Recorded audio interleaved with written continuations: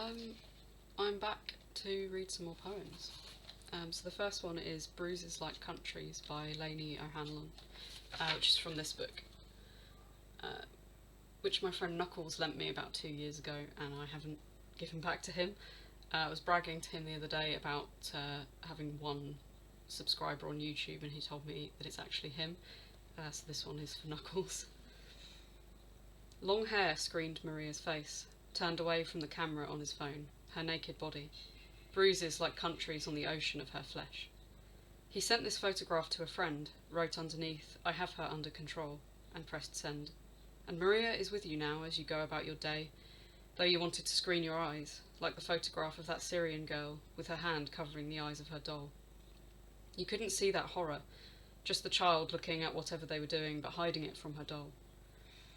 When they first showed those silent movies in Ireland, the children and even the adults went behind the screen to meet the actors they'd seen. They really thought it was possible to step through the projection, talk and shake hands with Charlie Chaplin, Carmencita. In Greece, in the camp, the children made an animated film about a bird with a beak full of water trying to put out a forest fire. "What are you doing?" the other birds asked. "Those drops won't help." "But I'm doing my best," the bird said. So they joined in, and seeing this, the son began to cry, put out the fire with tears. You try to reach into the screen, write letters, poems, share and sign your name over and over, your beak full of water, and when John comes home from his job working flat out with the perpetrators of domestic violence, you make him soup, hold him close in the flickering light. I think I might read another one from this book. So this is The Restoration by Kevin Higgins. Election results tumble in, like pinstriped clumps of hairy bacon being lowered via a giant mechanical arm into a fizzing jacuzzi, to be congratulated by the media, who have long since discarded their G-strings. Things as they used to be have been pasted back together, or almost like a vase broken during an argument or a marriage in which both parties have agreed to pretend. Right-thinking people will have restored to them the right to their old wrongs, and for the first time be permitted by law to order children's teeth on Amazon, to do with as they wish in the privacy of their vastly worthwhile lives. For example, fashion them into impromptu dentures for their Julian Assange effigies, or offer as mints to those who got unlucky and now mess up the pavement by living on it.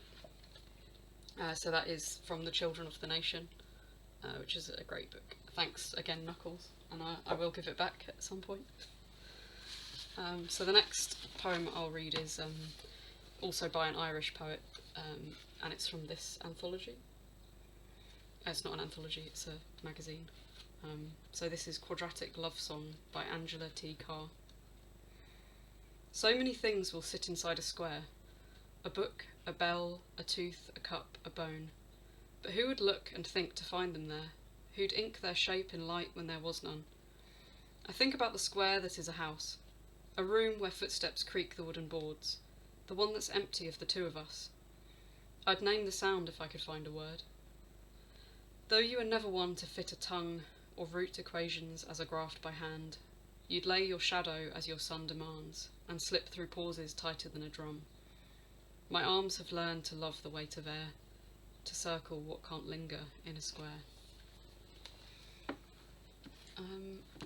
So the next book I'll read, the next poem I'll read is from this book, which is not a book of poetry.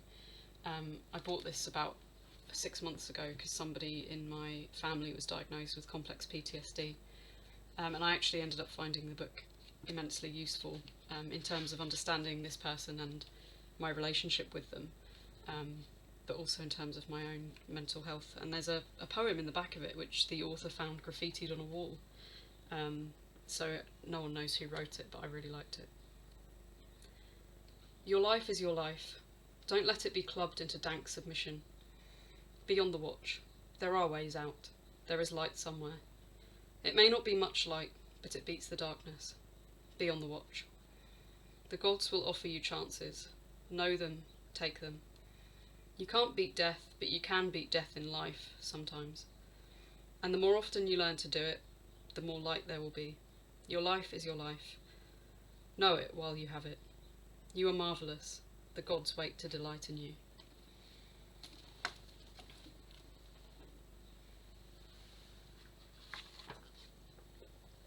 I wanted to do a poetry reading for Pride Month last month, but then I was really sad and just had a nap last weekend when I meant to do that. So a few of these poems are kind of vaguely related to that. So this is a poem called September 23rd, 2016 by Rachel Mennies. When did you first know you were bisexual? I will never know how the pleasure I give feels as a body receives it. I fear strangers, Naomi, even the ones I love. I count their turned backs on the subway. Some nights I fear even the subway itself. Or is it my reflection in the yellowed glass, how I cannot see the city moving beyond me? I want each round mirror to open as a window might. Perhaps I always knew, but I mistrusted my knowing. I once stacked my journals to the height of a beloved and embraced them. Every poem I've read to you has been written in this direction. Each word a line on the map I haven't yet finished that leads me to you. In college, I got ready for a party with two women I loved who loved each other. I watched Diana flip Jean's hair from her freckled shoulders before zipping her into her dress. The same gesture I'd made in the mirror alone before I arrived at their apartment. I watched them pass Jean's mascara wand fluently between them, one's licked fingers curling the other's lashes, and a question split me at my spine, like a hand gently cracking a new book's cover, ready to understand. I think I found that from the poem a day scheme, so I found this one from the same thing too. This is I Never Knew I Loved Dean Rader by Dean Rader. And when I first read it, I got really confused, thinking, isn't that a serial killer? But that's Dennis Rader. Mustn't get poets and serial killers confused. I never knew I loved Dean Rader. Someday I'll love Dean Rader the way the blue jay loves the sparrow egg, or perhaps the way the waves love the curve they give themselves to when giving is no longer an option, like falling or dreaming or even being on this earth, in this body. Someday I'll love my body, itself a form of silence, which is not the same as being quiet, even though we are sentenced to this language with its strange letters. Their shapes like bowls, small sticks, the bellies of pregnant women, as though everything spelled must also be birthed and broken, cracked open and spilled, filled with the absence of what won't do, like waiting for the earth to tap out your name. I never knew I loved my name. Can someone who has never believed his name love it? Once on a train to Serbia, a soldier woke me from a dream I still remember and pointed a gun at my right shoulder. I never knew I loved my shoulder until I placed my son's head there our first night home from the hospital, his chest lifting like an umbrella in a storm. I don't like comparing my son to an umbrella, though he has known what it is like to be folded, to be wet and cold.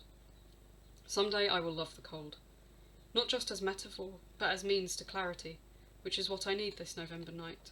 The moon swinging its black noose over the city, the entire world hooded. Blindfolded, perhaps, lined up against a wall and waiting, the way a reader waits, for a poem to get where it's going. Someday I will love the poem, the way I will love being afraid, but this is not what I want to say. It's something more like this. The future is not what it used to be, and even that is only part of it. The other part has something to do with speculation, like what awaits us when we remove the hood. I never knew I loved blindness. The punishment for sight is always forgiveness. Someday I will love forgiveness, but it is difficult to love what has not been earned. My grandfather, when he was tenderest, would call me Dean Dean, and I felt like a child in the body of a boy who believed he had the ideas of a man. Every morning after breakfast, he and my grandmother would throw leftover toast into the backyard for the birds. I just remembered the birds and the bread. I love them both. Someday I will love more things, and I will not think of death, and even if I do, I will not feel saddened by the end of the person who wears my name, even though it is always easy to mourn a stranger.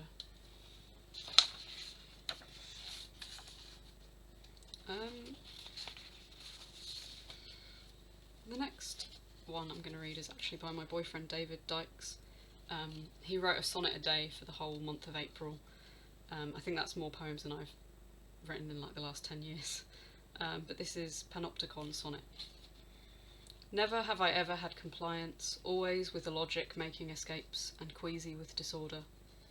Breakaway hatches show a place to die, for a life on radiant videotapes. I go to there and hide like a rabbit. and in cross-hatched lines make a structure that wants to make atonement shapes, but fills itself on certain rupture. Break off love slow like a glacier. My drag persona is called nature. Looking for boys in black-rimmed glasses, and what choices leave weeping scrapes, playing a game of circumstances.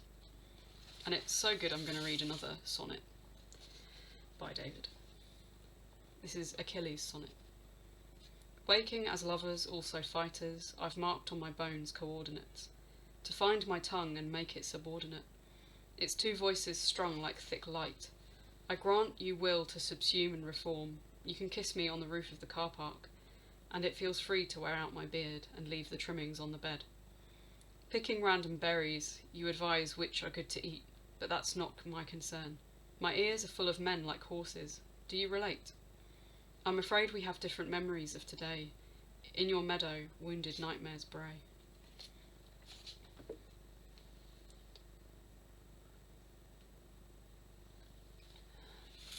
So the next one is called Safety Behaviour, and it's by Emma Jeremy from her book of the same name, which I bought just off the back of this one poem, but it hasn't arrived yet, so I can't say if it's good or not.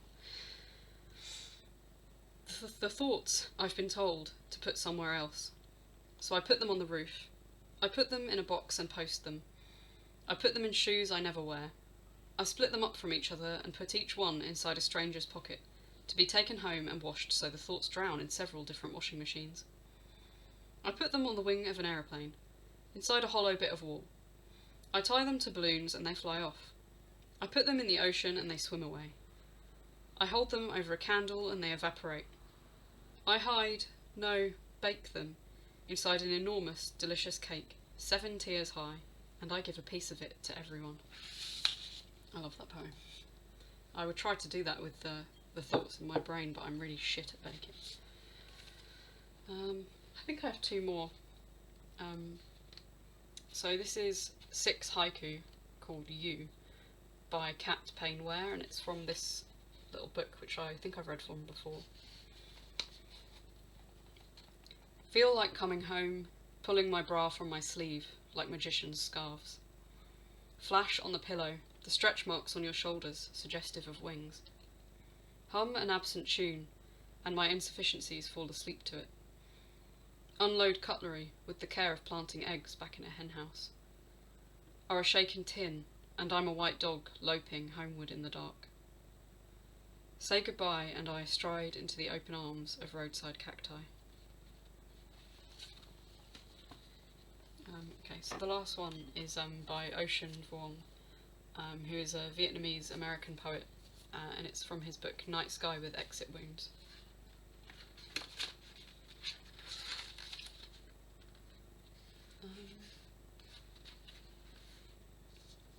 Okay, so this is called Into the Breach.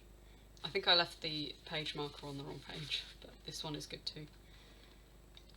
It has a quote from Jeffrey Dahmer at the beginning, another serial killer.